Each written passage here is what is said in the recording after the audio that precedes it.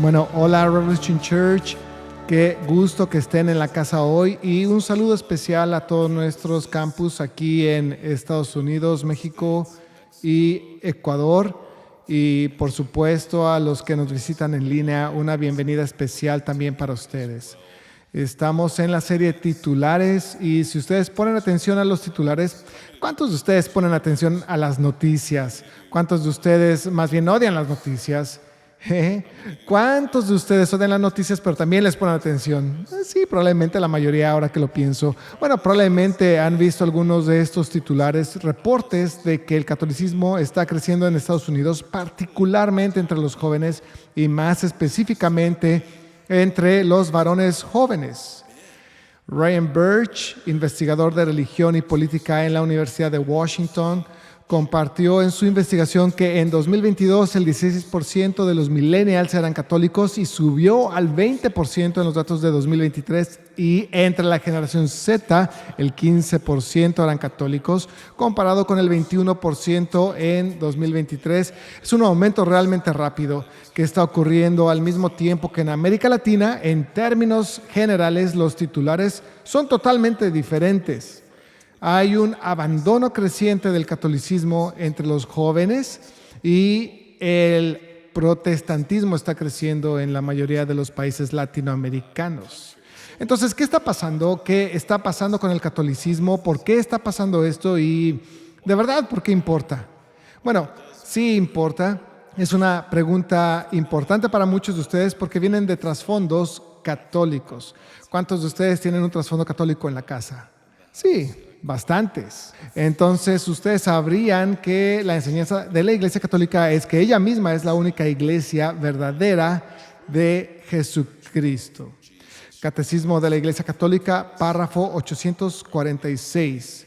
¿Cómo entender esta afirmación tantas veces repetida por los padres de la Iglesia, formulada de modo positivo? Significa que toda salvación viene de Cristo, cabeza por la Iglesia, que es su cuerpo. El Santo Sínodo, basado en la Sagrada Escritura y en la tradición, enseña que esta iglesia peregrina es necesaria para la salvación. Cristo, en efecto, es el único mediador y camino de salvación que se nos hace presente en su cuerpo, en la iglesia. Él, al inculcar con palabras bien explícitas la necesidad de la fe y del bautismo, confirmó al mismo tiempo la necesidad de la iglesia, en la que entran los hombres por el bautismo como por una puerta. Por eso no podrían salvarse los que, sabiendo que Dios fundó por medio de Jesucristo la Iglesia Católica como necesaria para la salvación, sin embargo no hubiesen querido entrar o perseverar en ella. Y entonces tenemos a muchas personas en Revolution Church, tanto en Estados Unidos como en Latinoamérica, con trasfondos católicos y con el antecedente de que les dijeron que el no asistir a la misa católica podría costarles la salvación.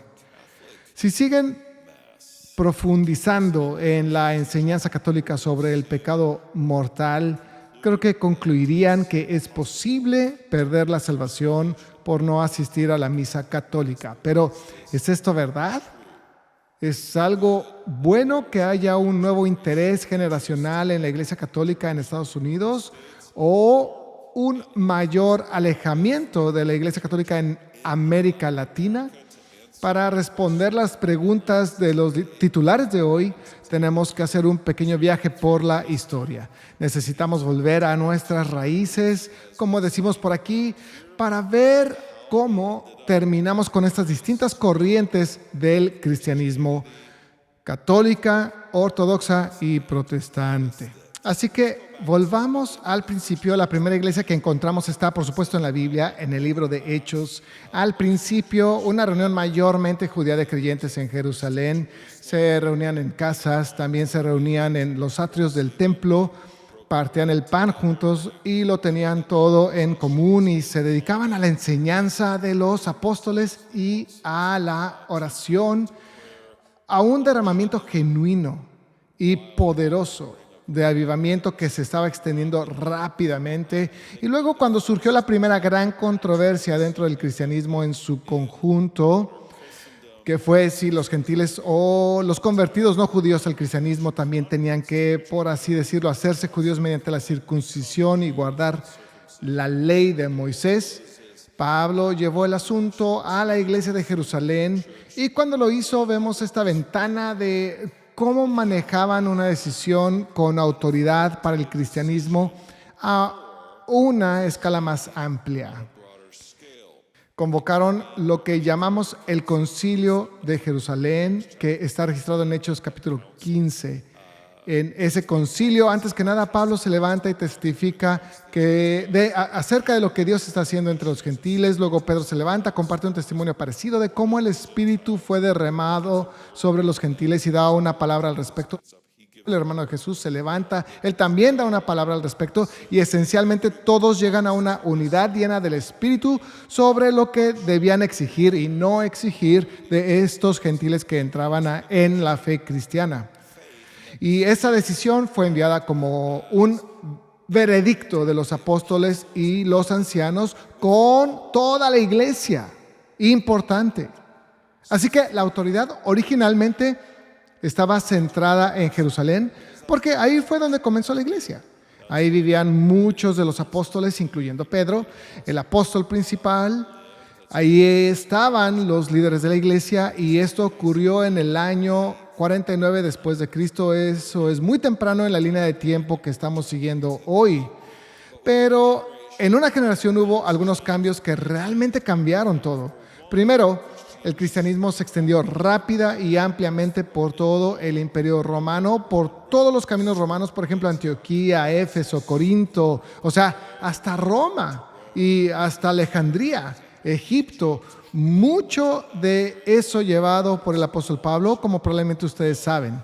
Pero la segunda cosa importante es que en el año 70 después de Cristo, los romanos dijeron, estamos hartos de todo esto de los judíos, y vinieron y, ya saben, destruyeron el templo. Y hubo una gran dispersión en ese momento, incluyendo a la comunidad judeocristiana ahí. Para los siglos segundo y tercero de la historia cristiana, había 5 grandes ciudades que estaban surgiendo como los principales centros de la iglesia cristiana. Más adelante, mucho más adelante, llegarían a llamarse la pentarquía, el gobierno de 5. Cada una de ellas tenía un obispo principal llamado patriarca. Cada uno presidía sobre una vasta región. Cada uno preservaba una tradición apostólica. Roma y Antioquía reclamaban a Pedro. Alejandría reclamaba a Marcos. Constantinopla, que se convierte en la capital del Imperio Oriental después del 330 después de Cristo, reclamaba a Andrés. Jerusalén conservó el depósito original, pero nunca recuperó su prominencia inicial después del año 70 después de Cristo. La iglesia de los primeros 5 siglos no era una sola institución centralizada. Era una comunión de estos patriarcados regionales, ¿ok?, definiendo la doctrina juntos en concilios ecuménicos. Así que los concilios de la iglesia primitiva eran concilios, ¿de acuerdo? No eran una sola autoridad centralizada. Así que en una época en la que ya no tenían a ningún apóstol original vivo, lo que hacían en los concilios de la iglesia todavía se parecía mucho a lo que leemos en Hechos capítulos 15. No había un solo obispo, incluyendo al de Roma, que simplemente pudiera decretar doctrina para toda la iglesia. No al principio. El obispo de Roma, sin embargo, sí tenía un honor especial entre los 5 patriarcados dentro de la pentarquía. ¿Por qué? Porque Roma era la capital del Imperio Romano. Pedro y Pablo vivieron allí sus últimos años y fueron martirizados allí en Roma, lo que era bastante importante. Vemos esto porque Clemente de Roma, escribiendo alrededor del 96 después de Cristo, dirige una carta de corrección para la iglesia de Corinto, y realmente no era algo anormal que, ya saben, el patriarca de Roma lo hiciera. Para cuando llegamos a Irineo, esto es alrededor del 180 después de Cristo, era común hablar de la iglesia romana como teniendo una preeminencia por sus fundadores apostólicos. En resumen, porque tanto Pedro como Pablo, ya saben, terminaron sus ministerios y fueron martirizados en Roma. La iglesia romana tenía esta preeminencia. Preeminencia no era lo mismo que supremacía en el lenguaje de la iglesia primitiva. El obispo de Roma era un primero entre iguales. Así que tenía un honor especial de liderazgo, sin duda, pero no tenía autoridad unilateral sobre los otros patriarcados. Y cuando un obispo de Roma, un patriarca de Roma, los títulos obviamente cambian con el tiempo, pero cuando trataban de ejercer eso, no les iba muy bien. De hecho, Ireneo también reprendió al obispo de Roma porque se estaba excediendo con alguien a quien eligió excomulgar. Pero luego llegan dos cambios políticos y aumentan dramáticamente la influencia de Roma. ¿Ok? Síganme. En el 313 después de Cristo, el edicto de Milán pone fin oficialmente a la persecución de los cristianos en el Imperio Romano. En el año 325 después de Cristo, el emperador Constantino convoca un concilio ecuménico. Ese fue el Concilio de Nicea. En el año 380, el emperador romano Teodosio hizo del cristianismo la religión oficial del Imperio Romano. Así que ahora la iglesia está patrocinada por el Imperio Romano y ese patrocinador imperial ya no vive en Roma, sino ahora en el este, en Constantinopla. Constantinopla para nosotros sería la actual Estambul, Turquía. Así que en una sola generación, el cristianismo pasa de ser una minoría perseguida a la religión oficial del Imperio Romano, con un nuevo centro, uno que se ha movido al este, a Constantinopla. Para el año 476 después de Cristo, el Imperio Romano de Occidente prácticamente había desaparecido. Era una sombra, a lo mucho un símbolo. En el este, el emperador permaneció en Constantinopla y mantuvo juntos el poder político y religioso por otros 1000 años. Pero en el oeste había un vacío de poder. La civilización se estaba desmoronando en la vieja parte occidental del mundo romano. La única institución que sobrevivió y permaneció intacta durante este tiempo fue el obispo de Roma. Y ahora no tenía ningún emperador sobre su hombro. Estaba separado de todos los centros de poder orientales de la cristiandad. Y el obispo romano fue asumiendo cada vez más el papel de ser realmente un líder civilizacional en ese vacío de poder. El Papa León I, esto es en los años 440 al 461, el obispo de Roma, es un punto de inflexión en esta historia porque en el año 452 Atila el Huno marchaba contra Roma, un tipo muy apuesto, lo reconozco. La verdad no sabemos cómo se veía, de hecho esto no es una moneda antigua, es de un artista de mucho después, pero bueno, el emperador no aparecía por ningún lado mientras Atila el Huno venía. Sabían que no podían vencer a los hunos y aún así León I, el obispo de Roma, sale personalmente a encontrarse con Atila, que dirigía aquel poderoso ejército de los hunos, y tiene esta reunión y Atila simplemente se da la vuelta y se va. Ahora, eso dice la leyenda, o sea, lo que realmente pasó en esta reunión no lo sabemos históricamente en realidad, pero el simbolismo fue abrumador, que el Papa, el patriarca, el obispo de Roma había salvado la ciudad. León también fue el primer papa en articular una sólida teología de la primacía romana, es decir, primacía entre los otros patriarcas. Afirmó que Pedro mismo hablaba por medio del obispo de Roma, la iglesia romana. Un siglo y medio después, Gregorio el Grande, ahora estamos alrededor del año 600 después de Cristo, consolida esto aún más, dirigiendo no solo una iglesia, sino una ciudad.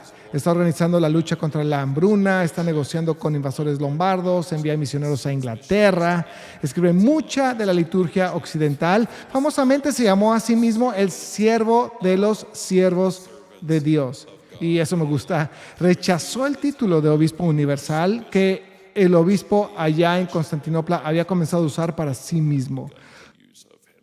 Todo esto para decir que en este punto el papado romano occidental ya no era un patriarca entre 5, sino que realmente aislado en la parte occidental del antiguo imperio romano que se estaba disolviendo y todo eso, era el único patriarca que quedaba funcionando en esa zona. Y a medida que las pretensiones eclesiásticas de Roma crecían durante ese tiempo, el este empezó a preocuparse por lo que estos papas romanos occidentales estaban diciendo. Las disputas que se acumularon no eran solo políticas, aunque la separación política es importante y la tocaremos en un segundo, pero estas divisiones iban al corazón de la doctrina, la adoración, la autoridad, debates legítimos sobre cosas litúrgicas, sobre disciplina de la iglesia y por supuesto también cosas políticas. Cuando el Papa León III en Roma coronó a Carlomagno como emperador del Sacro Imperio Romano el día de Navidad en el año 800 después de Cristo, esto fue muy serio.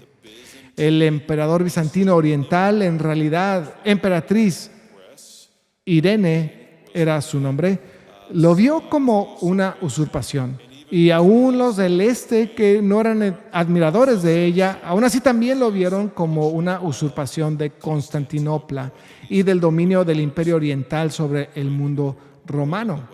De hecho, el oeste estaba estableciendo un imperio rival y lo hacía bajo patrocinio papal. Así que el papa ya no es solo un líder religioso, ahora parece también alguien que pone reyes. Debajo de todas estas disputas yacía la pregunta más profunda: ¿tiene el obispo de Roma jurisdicción universal sobre la iglesia? ¿O es simplemente el primero en honor entre los 5 patriarcas? En el verano de 1054 después de Cristo, el desacuerdo estalla por completo. El Papa León IX de Roma envía una delegación a Constantinopla, encabezada por el cardenal Humberto de Silva Cándida. Las negociaciones se convierten en acusaciones, las acusaciones se convierten en excomuniones. Sí. Básicamente el Papa de Roma está excomulgándote y el patriarca de Constantinopla dice: nope, yo te excomulgo a ti, y se excomulgaron mutuamente. Y lo estoy resumiendo, es un poco más complicado que eso, pero sigue siendo un poco gracioso. Desde ese momento, el oeste se llamó a sí mismo católico romano. Romano enfatizando su centro en Roma, católico viniendo de la palabra griega católicos, que significa, ya saben, relacionado con el todo. Así que está enfatizando su universalidad y su centro. El este se llamó a sí mismo ortodoxo, enfatizando su afirmación de haber preservado la creencia correcta y la fe correcta en la antigua iglesia indivisa.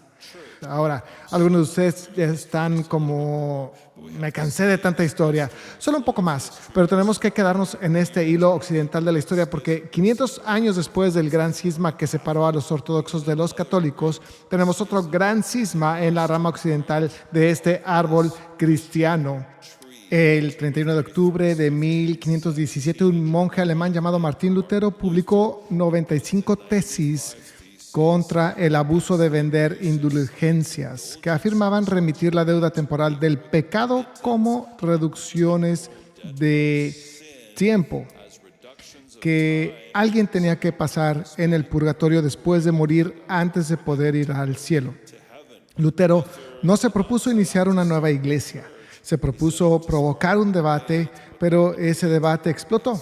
Y para 1521 Lutero fue excomulgado de la Iglesia Católica Romana y la Iglesia Occidental ya iba firmemente encaminada hacia una ruptura permanente.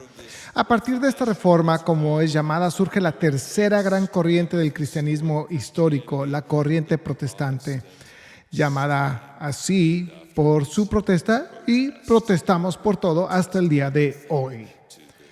Aproximadamente el 40% de todos los cristianos en todo el mundo forman parte de esta corriente protestante, después de apenas 500 años. Retomaremos esta historia enseguida. La corriente protestante. Una imagen que vale la pena llevarse aquí es la forma del cristianismo en su conjunto. Hay una sola raíz, crece en este gran tronco y luego empieza a ramificarse con el paso de los siglos.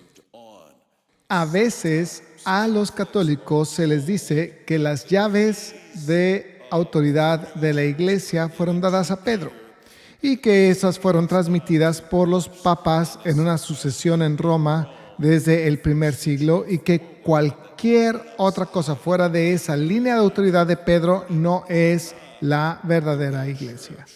Esa forma de pensar no sigue al Nuevo Testamento mismo y honestamente tampoco sigue la historia real. Cuando un católico dice que la Iglesia Católica es la iglesia original que Jesús fundó, la respuesta históricamente cuidadosa es que la Iglesia Católica es una rama de la iglesia original que Jesús fundó. Es la rama occidental, la que se centró en Roma, que a través de los siglos desarrolló una estructura particular de identidad y la mitad oriental de la cristiandad no la aceptó. Y los reformadores en el siglo XVI ya no pudieron aceptarla en los mismos términos. Así que sí hay verdadera continuidad en la rama católica del cristianismo, ¿ok?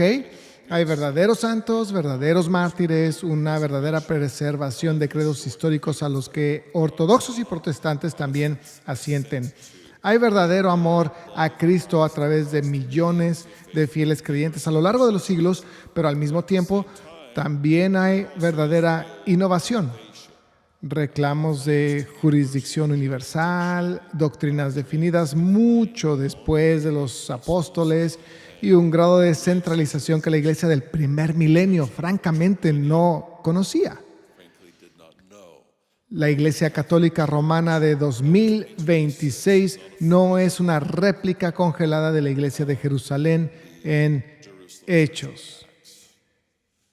Es una historia larga y compleja de lo que pasó cuando una rama del árbol original creció y siguió creciendo en una dirección particular. Así que cuando un joven de nuestra generación dice, ¿saben qué?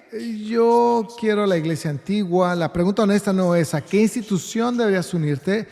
La pregunta correcta es ¿qué testimonio es más fiel al depósito apostólico original y antiguo que recibimos?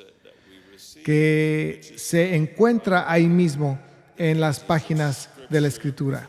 Y esa es precisamente la pregunta que vamos a abordar ahora, porque vamos a pasar de la historia a la creencia. ¿Qué creen de manera particular los católicos que los protestantes no? Y cómo estas cosas se sostienen frente a la Escritura. La primera área distintiva sería la autoridad. Casi todo desacuerdo entre las tres tradiciones se remonta a esta única pregunta. ¿Quién tiene la autoridad para resolver una disputa sobre lo que Dios ha dicho? Si te equivocas aquí, todo lo que viene después va a salir mal. Si aciertas, muchas disputas menores se van a resolver solas. El catequismo en los párrafos 80 al 95 enseña que la revelación divina llega a la iglesia por dos corrientes que fluyen de una sola fuente. Esas corrientes son la Sagrada Escritura y la Sagrada Tradición. El párrafo 82, cito: tanto la Escritura como la tradición deben ser aceptadas y honradas con igual sentimiento de devoción y reverencia. Así que para el católico ambas tienen la misma autoridad. La siguiente cita viene del párrafo 85 del Catequismo Católico. La tarea de dar una interpretación auténtica de la palabra de Dios, ya sea en su forma escrita o en la forma de la tradición, ha sido confiada únicamente al magisterio vivo de la Iglesia. Su autoridad en este asunto se ejerce en el nombre de Jesucristo. Esto significa que la tarea de interpretación ha sido confiada a los obispos en comunión con el sucesor de Pedro, el obispo de Roma. Fin de la cita. Una más para ustedes. Este es el párrafo 95 del Catequismo Católico. Cito: es evidente que en la disposición supremamente sabia de Dios, la Sagrada Tradición, la Sagrada Escritura y el magisterio de la Iglesia, la autoridad de la Iglesia, están tan conectados y asociados que uno de ellos no puede mantenerse en pie sin los demás, trabajando juntos, cada uno a su manera, bajo la acción del único Espíritu Santo. Todos ellos contribuyen eficazmente a la salvación de las almas. Así que ahí pueden ver la creencia católica sobre la autoridad. ¿Qué enseñan los protestantes sobre esto? Con protestantes quiero decir los provenientes de la Reforma Protestante. Es casi cualquier cristiano que no se llame católico u ortodoxo. Ellos creen que solo la Escritura, o en latín, sola Scriptura, es la autoridad final e infalible. La tradición, los credos, los concilios, las confesiones son honrados, se consideran útiles. Toda tradición protestante sana se apoya en ellos, pero cada uno de ellos tiene que ser probado por la Escritura, no al revés. Donde entran en conflicto con la Escritura siempre gana. Segunda de Timoteo 3, 16 y 17, toda la Escritura es inspirada por Dios y útil para enseñar, para reprender, para corregir, para instruir en justicia, a fin de que el hombre de Dios sea perfecto, equipado para toda buena obra. Así que la Escritura misma enseña que la Escritura es suficiente para que el pueblo de Dios sea hecho completo y equipado para toda buena obra. La tradición, por otro lado, nunca fue sostenida por la Escritura. De hecho, todo lo contrario. Jesús tuvo mucho que decir en advertencia contra las supuestas tradiciones autoritativas de los hombres que se ponían por encima de la palabra de Dios. Marcos capítulo 7, 8 y 9 es un ejemplo. Dejando el mandamiento de Dios, os aferráis a la tradición de los hombres, astutamente violáis el mandamiento de Dios para guardar vuestra tradición. Así que ahí mismo, las creencias sobre la autoridad, la creencia católica de que son tanto su tradición como la Escritura en partes iguales, frente a la Reforma Protestante que cree en sola Escritura como la autoridad final e infalible. Prácticamente todo se va a remontar a eso, porque el resto de las creencias realmente van a descansar mucho más en la tradición católica que en la Biblia misma. La segunda creencia distintiva del catolicismo es la justificación. Lutero famosamente dijo que este era el artículo por el cual toda la iglesia se levantaría o caería. Y tiene razón. Si te equivocas en esto, toda otra doctrina va a tambalearse. Si aciertas en esto, el evangelio mismo va a entrar en enfoque. Así que esto es lo que Roma enseña en la teología católica. La justificación no es una declaración legal de justicia. Es un proceso continuo. Comienza en el bautismo, que para el católico romano, de hecho, quita el pecado original e infunde gracia santificante en el alma. La fe es el fundamento en la enseñanza católica romana, pero la fe sola no justifica. Según la enseñanza católica, es fe que obra por el amor, coopera con la gracia en la vida continua de los sacramentos católicos. Eso es lo que lo hace. La justificación puede aumentar, según la enseñanza católica romana, por medio de las buenas obras. Puede perderse por el pecado mortal. Se restaura luego por medio del sacramento de la confesión ante un sacerdote ordenado. La vida eterna es, en la enseñanza católica, tanto un regalo gratuito como una recompensa merecida. El Concilio de Trento, respondiendo directamente a la Reforma, condenó formalmente la doctrina de la justificación por la fe sola, diciendo, y cito: si alguien dice que por la fe solamente se justifica al impío, sea anatema. Ese anatema nunca ha sido revocado formalmente. Lo que enseñan los protestantes sobre esto realmente es recuperar la enseñanza del Nuevo Testamento de que la justificación, ser justificados delante de Dios, volver a estar en paz con Dios, es una declaración forense que Dios declara justo al pecador que cree, porque la justicia de Cristo le es imputada, le es acreditada. Y permanecer en un estado de justificación también es solo por fe. Así que en la enseñanza protestante, la base de nuestra posición delante de Dios está totalmente fuera de nosotros. Es la obra terminada de Cristo la que nos justifica. La fe es, por así decirlo, la mano vacía que recibe.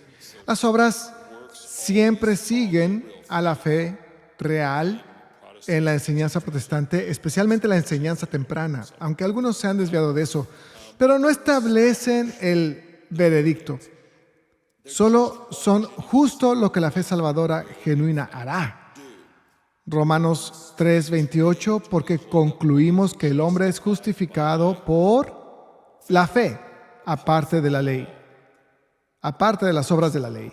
Romanos 4:5, mas al que no trabaja, pero cree en aquel que justifica al impío su, ¿qué? Fe. Se le cuenta por justicia.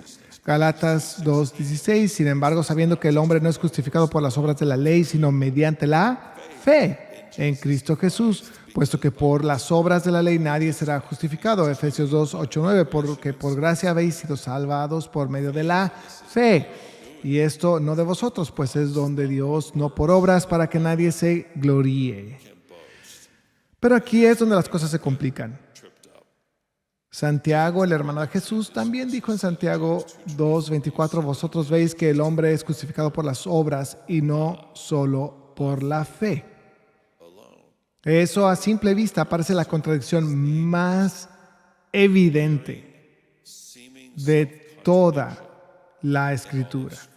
El mismo Martín Lutero luchó con cómo encaja Santiago con lo que se enseña en todas las demás partes. Pero cuando miras el contexto de lo que se está enseñando sobre la justificación en todos esos pasajes, en realidad todos están diciendo lo mismo. ¿Cómo puede ser eso? Bueno, parte del problema es el idioma griego original en el que fue escrito el Nuevo Testamento. Solo hay una palabra que significa tanto creencia como fe, que se interpreta dependiendo del contexto. Mientras que en inglés tenemos palabras distintas, belief, que conocemos como solo una parte de lo que llamamos faith. Afortunadamente en el español también tenemos esto, creencia, pero también fe. Y entonces tenemos la capacidad de aplicar la palabra correcta en el contexto correcto. En griego solo hay una palabra, pistis, en la forma sustantiva. Pisteuo es la forma verbal y solo el contexto puede decirte si debes interpretarla con este sentido o con el sentido más pleno. Entonces, cuando Santiago dice, solo un par de versículos después, que aún los demonios creen y tiemblan, como diciendo, ¿a quién le importa si crees? Esa es exactamente la misma palabra, pistis, que Pablo usa en Romanos 4:3 cuando dice, Abraham creyó a Dios y le fue contado o acreditado por justicia. Ambos están usando la misma palabra, pero claramente la están usando de maneras muy distintas. En una, los demonios hacen eso y están condenados. En la otra, Abraham hizo eso y él se convierte en el padre de todos los que tienen la fe de Abraham. ¿Me explico? La misma palabra, pero solo el contexto puede decirte en inglés, en español o en cualquier otro idioma, cómo debe traducirse. Así que la distinción no está en el vocabulario, la distinción está en de qué clase de pistis estamos hablando aquí. Por eso la tradición reformada y la luterana se fueron muy precisas con esto y dividieron pistis en 3 categorías, o el término bíblico para creencia o fe. Tienen notitia, que es conocer el contenido, los hechos acerca de Cristo, assensus, que es asentir, estar de acuerdo en creencia con eso, y luego fiducia, que es confiar, depender y entregarse a Cristo personalmente. Ellos sabían que la fe salvadora tenía estos 3 componentes. La verdadera fe sí obra, pero las obras no salvan. La fe. Recibimos el regalo del perdón por gracia, solo por medio de la fe, pero la fe genuina de verdad producirá fruto real. La fe sin obras está muerta. Es creencia, eso es todo. No es fe salvadora. En resumen, los protestantes creen en la justificación solo por la fe.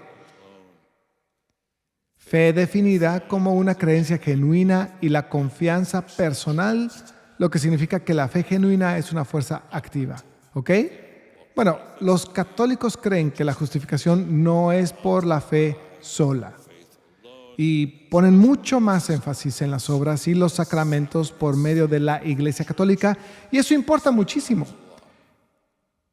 Eso importa. Cuando hablas de salvación, eso importa muchísimo. Estar en un ambiente que te dice que lo que te salva es ser parte de esta iglesia, o estar en un ambiente que te dice que lo que te salva son tus obras, las cosas que haces, eso es una amenaza para tu salvación.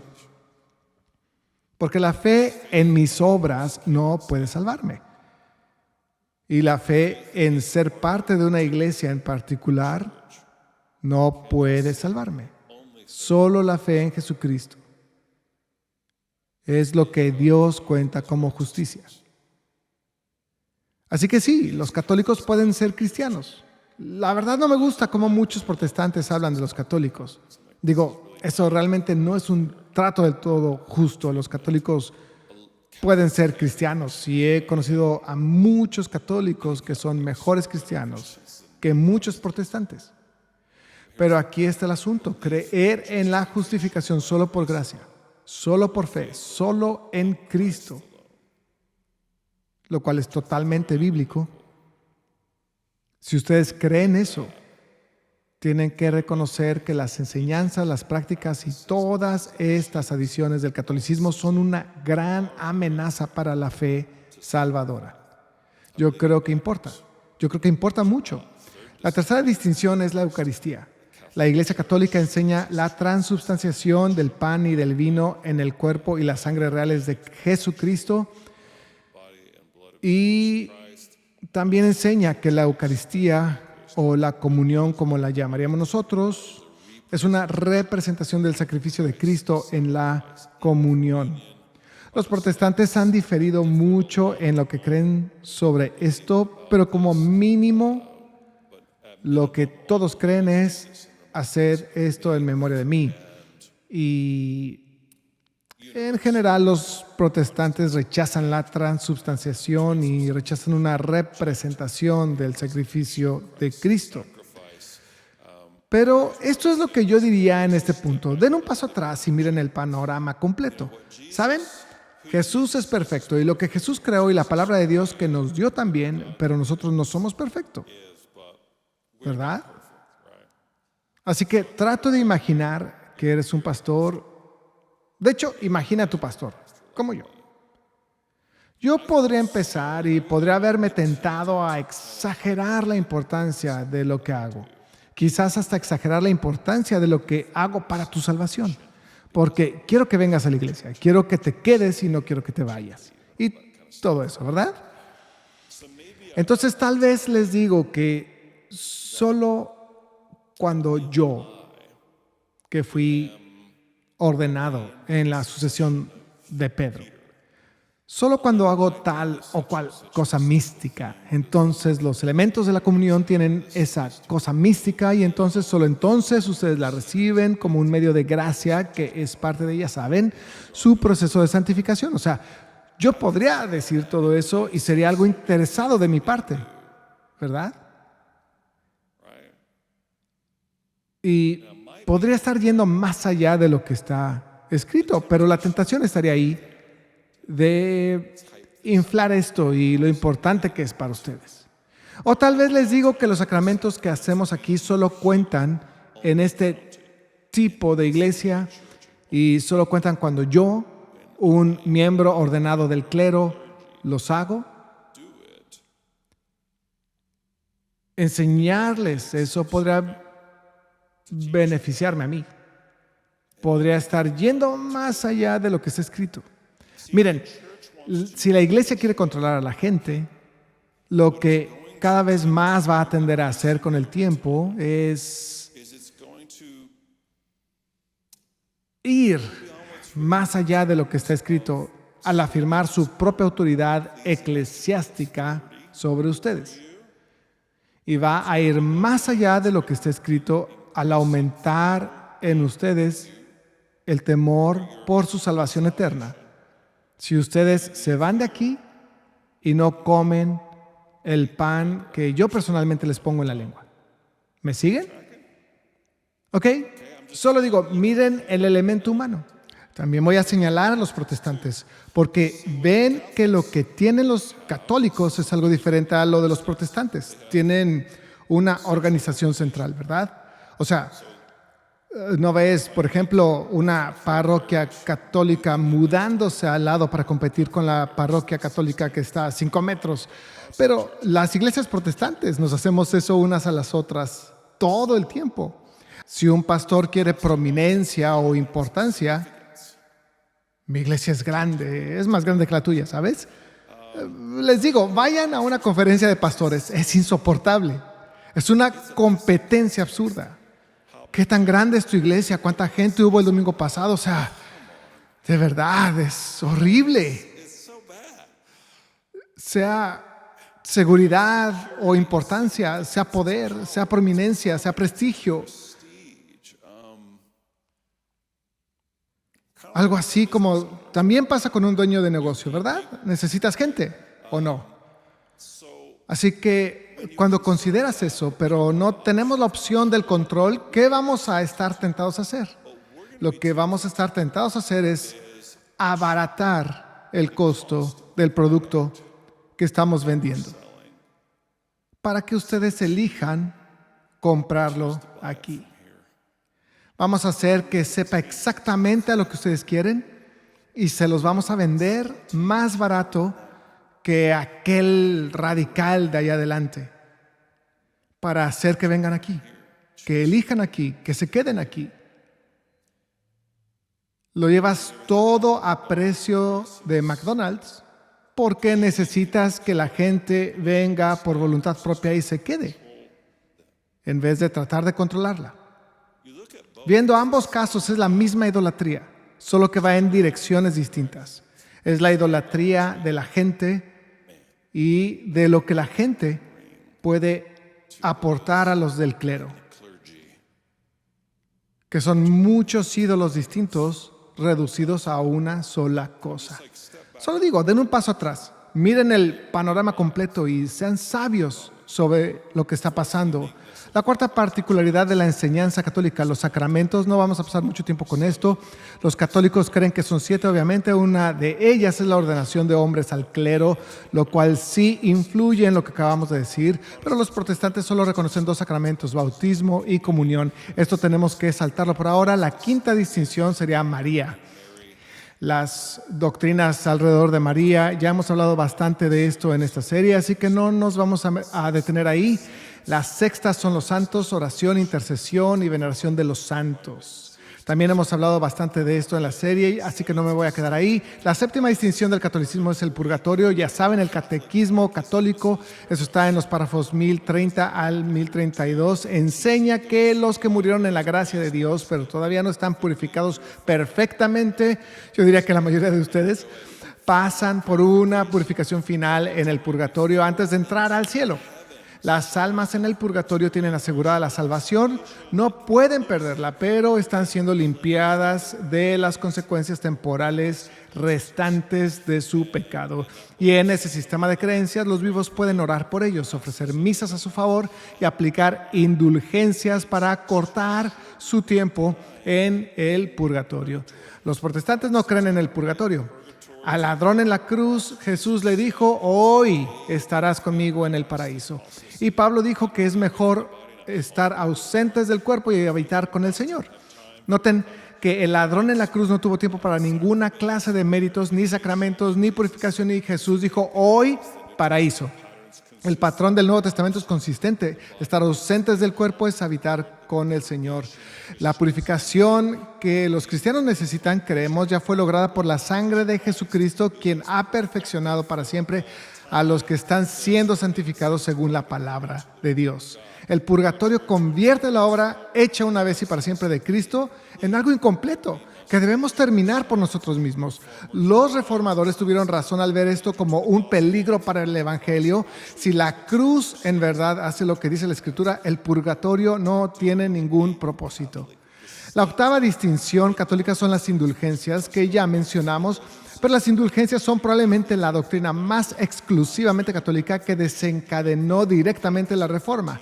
El Catequismo 1471 a 79 define una indulgencia como una remisión ante Dios del castigo temporal debido a los pecados cuya culpa ya ha sido perdonada. Entonces, la idea es que aun cuando tus pecados son perdonados, quedan principalmente consecuencias temporales que tienen que pagarse, ya sea en esta vida o en la siguiente.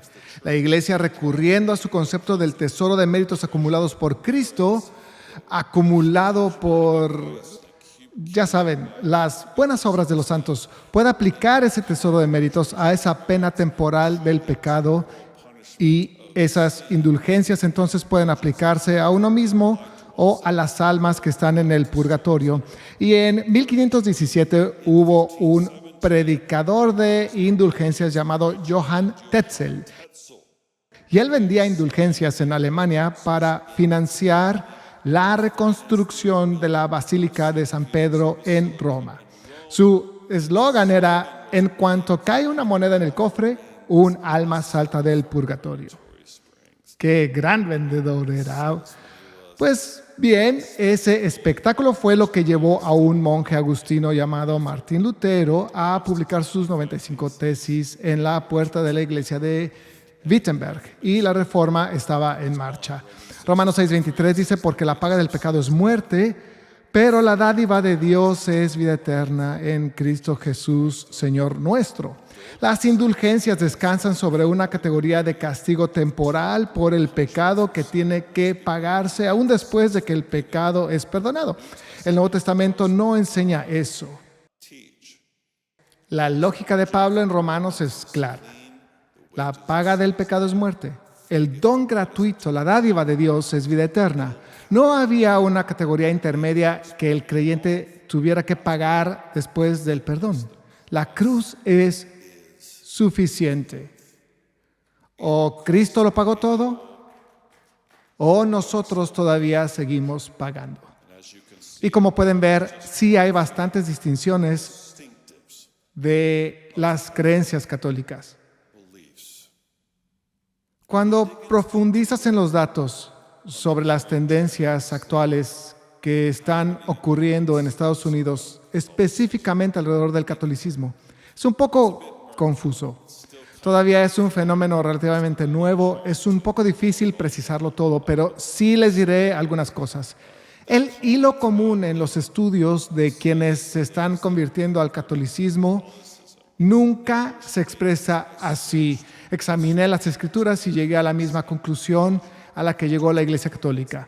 Eso no aparece en los datos para nada. Lo que encuentras son muchas personas diciendo: se siente antigua, se siente espiritual, se siente trascendente, se siente diferente a la sociedad, se siente como si tuviera historia, se siente como si tuviera una autoridad real, como que la gente de verdad anhela estructura, autoridad.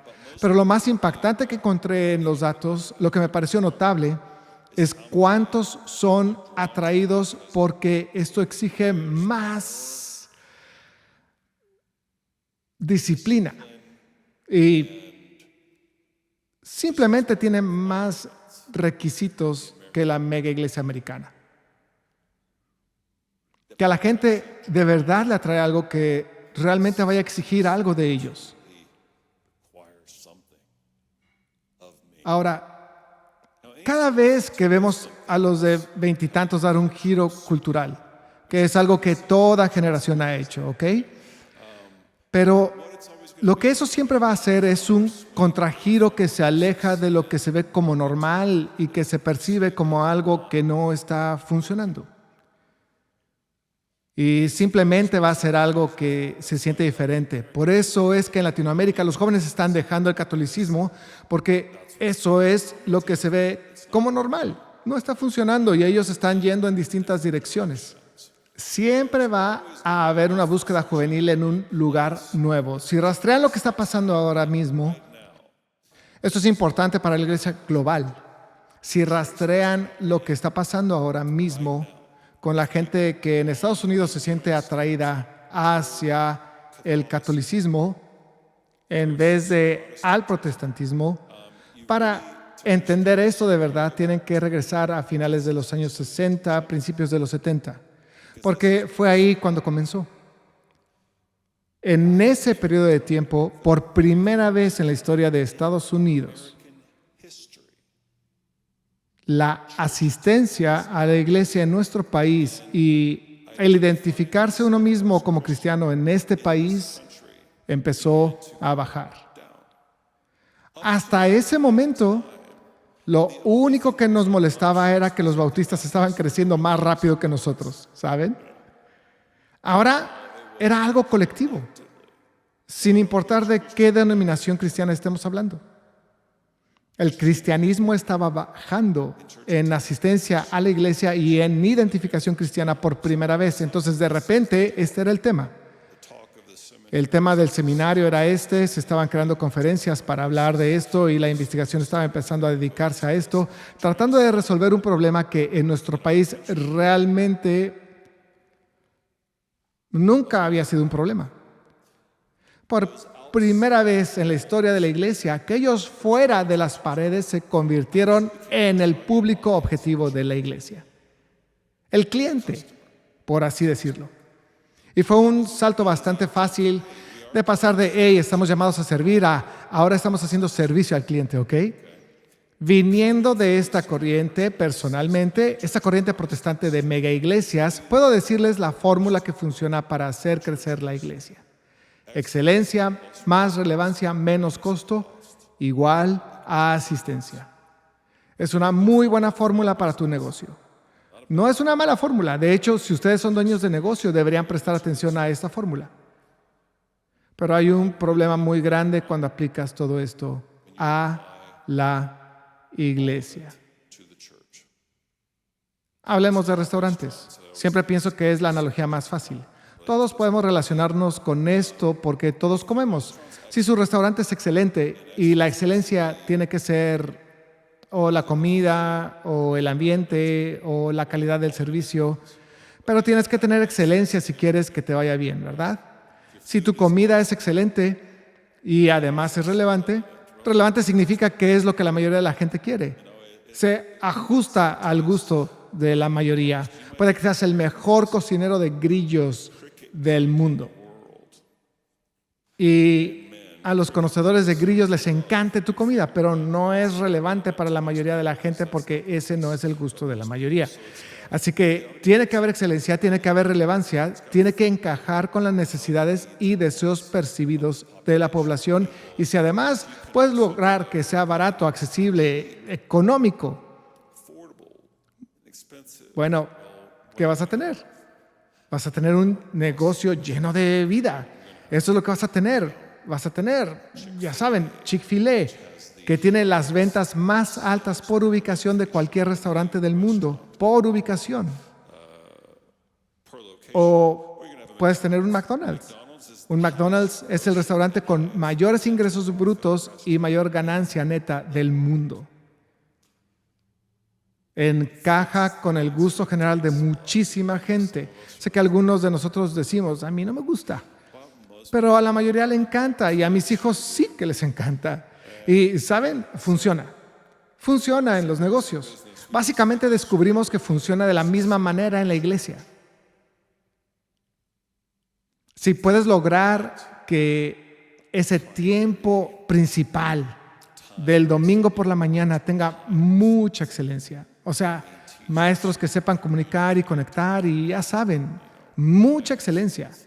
La música, ya saben, lo más cercano posible al nivel de estudio, de grabación, sus ministerios de niños y sus programas de jóvenes.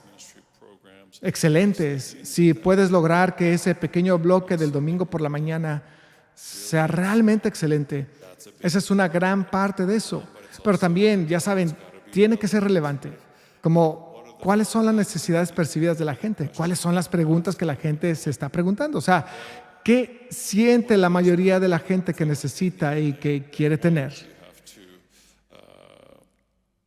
En esencia, darles a las personas lo que les gusta.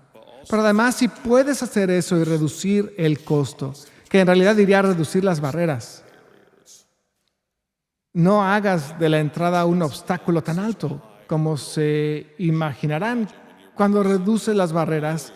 Entonces, de pronto, ya no compartimos con ustedes las buenas nuevas de que pueden ser perdonados y salvos si ponen su fe en Jesucristo y toman su cruz cada día, obedeciendo todo lo que Él manda, entregando su vida por aquel que entregó su vida por ustedes. O sea, ya no presentamos el Evangelio de esa manera, ahora es más bien la vida de todos sería mejor si Jesús estuviera en ella, ¿saben? Simplemente reducimos el costo, reducimos las barreras, los requisitos de ser cristiano, de ser discípulo, cosas así. Ya no hablamos de eso los domingos por la mañana. Hicimos los servicios muy cortos, 59 minutos y ¡boom! Ya está, porque les cuesta menos si el servicio es corto. Quitamos las pautas bíblicas porque ya saben, los salmos nos dicen cómo quiere Dios que lo adoremos. Y por supuesto, ni siquiera hablábamos de la oración, la meditación en la Biblia como requerimiento diario para el creyente, una vida sometida al Espíritu Santo. Todo eso simplemente desapareció, el costo se redujo. Y cuando lográbamos juntar esas cosas con excelencia y capacitábamos gente en sus habilidades y tratábamos de llevarlos a la excelencia lo más pronto posible, la relevancia, responder a las necesidades sentidas de la gente y luego bajar el costo, lo que descubrimos fue que ¡boom! Las iglesias crecían muchísimo. Estábamos acostumbrados a que tener una iglesia de más de 1,000 personas era algo raro. Ahora teníamos iglesias de 10,000 personas, 20,000, 30,000 personas. O sea, las iglesias crecían de manera explosiva si solo seguían este formato. Pero había un problema con eso. De hecho, había muchos problemas con eso. Para empezar, la mayoría no podía lograrlo. Ya saben, yo enseñaba ahí, hacíamos las conferencias, la gente venía a las conferencias y aprendía, volvían a casa muy emocionados y trataban de ponerlo en práctica, pero francamente no podían. Y en realidad lo que descubrimos es que se necesitaba un nivel inusual de talento para poder hacerlo. Tu comunicador tenía que ser, ya saben, increíblemente bueno, con ese factor especial y todo eso. Tu equipo de adoración, tu banda, tus instalaciones, la calidad, todo tenía que ser tan bueno y además tener esa capacidad de conectar con la gente y todo eso. Simplemente no había suficientes personas que realmente pudieran ejecutarlo. Sin mencionar que descubrimos que solo funcionaba en zonas acomodadas, principalmente zonas suburbanas ricas, porque solo ahí había personas cuyos diezmos bastaban para sostener instalaciones de excelencia. Y ya saben, un staff lo bastante bien pagado como para conservar y retener a quienes sí podían ejecutar ese nivel de excelencia. O sea, no funcionaba en todos lados, no. Solo funcionaba donde había suficiente dinero para sostenerlo. Y en términos generales, aunque funcione, cada vez que se implementa correctamente, sí produce iglesias grandes. El problema general de la asistencia a la iglesia y de identificarse como cristiano en Estados Unidos no mejoró ni un poco. De hecho, la bajada solo parecía hacerse más empinada mientras esto estaba pasando. Así que la gente se rascaba la cabeza y decía, todavía tenemos que hacer algo más. Luego vino el movimiento emergente que básicamente dejó atrás los modelos de la iglesia amigable al visitante de la era moderna, donde a la gente no le gustaban las cosas sobrenaturales y querían que todo fuera estéril, científico, como de laboratorio, y fue como, volvamos a lo religioso. Así que Volvimos a poner cruces, encendimos velas, quemamos incienso y pusimos vitrales, ya saben, donde pudimos, y sacamos todo lo excesivamente religioso. Esto tampoco cambió las trayectorias, ni produjo iglesias grandes como sí lo hicieron el movimiento de crecimiento de iglesia o el movimiento amigable al visitante. Así que surgió otro movimiento llamado el movimiento misional. El movimiento misional era algo menos enfocado en ser atrayente y más en ser misional. Se trataba menos de reunir y más de esparcir. Salgamos de las paredes, llevemos la iglesia a la gente. Y en las iglesias conservadoras eso se veía principalmente como comunidades misionales con un énfasis evangelístico, y en las iglesias más inclinadas al liberalismo era más como salir de las paredes y hacer compasión y justicia. Y había cosas buenas en eso, pero había un problema: la escalabilidad. No voy a entrar en eso ahora. Y el talento que se necesitaba para realmente hacer que estos grupos pequeños y descentralizados prosperaran era parte del problema también. Pero al final simplemente no produjo iglesias grandes ni congregaciones grandes, y ya saben, no vimos que se moviera la aguja del problema social más amplio. Y para todos ustedes en América Latina que están teniendo que escuchar esta historia de la iglesia estadounidense, ¿por qué es importante? Bueno, porque la iglesia estadounidense ha estado influyendo en toda la iglesia global y van a empezar a notar algunos de los cambios que ya están viendo en la iglesia en sus países, solo que todavía no han llegado tan lejos como van a llegar en América. Así que nuestros intentos de resolver el problema al final solo empeoraron este problema. Pero peor que eso, como estábamos tan obsesionados enfocándonos en este problema, como si fuera el problema, en realidad hicimos que el problema más importante fuera mucho peor. Nuestras iglesias ahora casi no se parecen en nada a la iglesia del Nuevo Testamento, en gran parte vacías de la presencia manifiesta y del poder de Jesucristo. La enseñanza de su palabra, cuando la clave es quitar barreras y hacer que algo cueste menos para que la gente venga y para que se quede. La enseñanza se diluyó. Ya no era un llamado a tomar tu cruz, morir a ti mismo y amar a Jesucristo, aquel que entregó su vida por ti, y todo el énfasis en las palabras obediencia, arrepentimiento, devoción. Todo eso se fue por la ventana. Ya he compartido esto antes, pero una vez hice un estudio bastante extenso de las iglesias más grandes y de más rápido crecimiento en Estados Unidos y de sus sermones, y las palabras que extrañamente faltaban eran pecado y arrepentimiento. Ni siquiera podías encontrar esas palabras.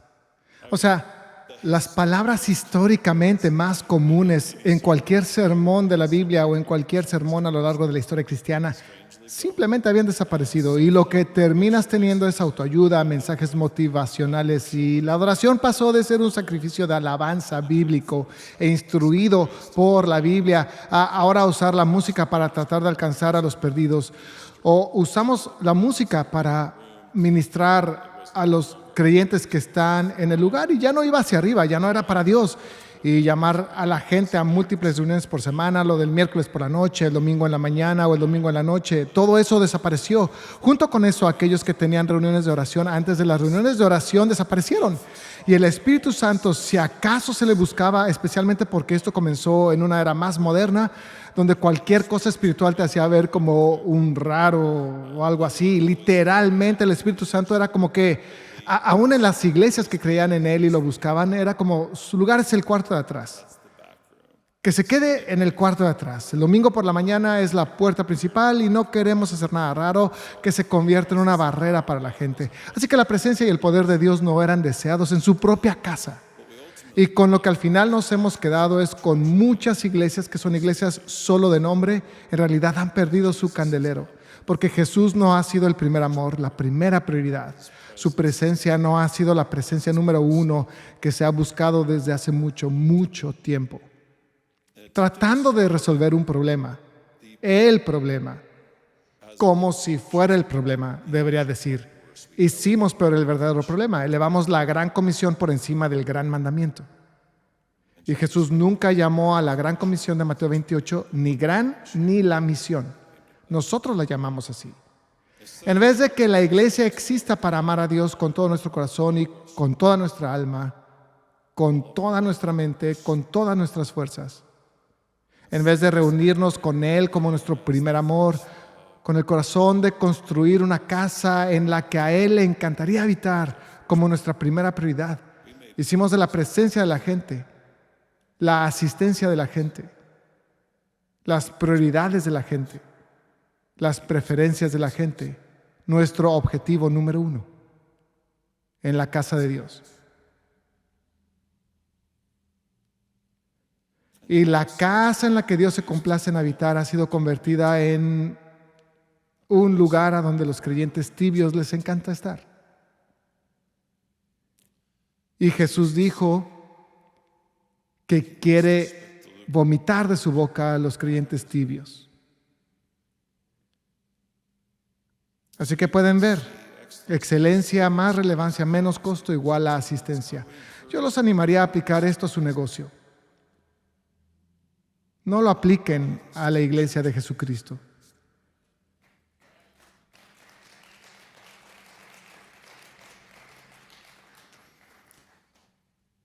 No es que cada parte de esto sea mala.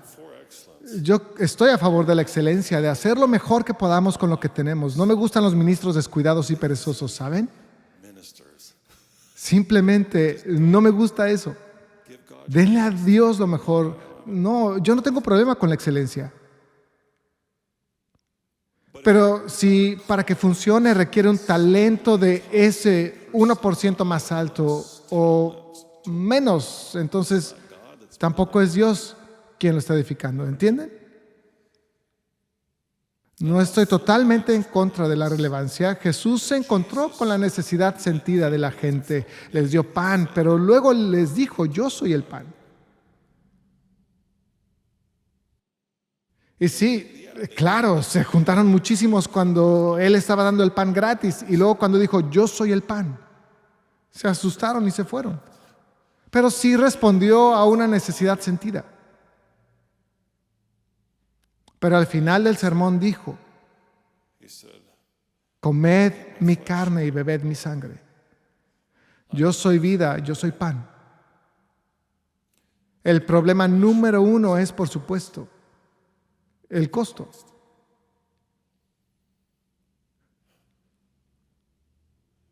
Cuando reduces el costo del cristianismo, siempre se hace por un ídolo.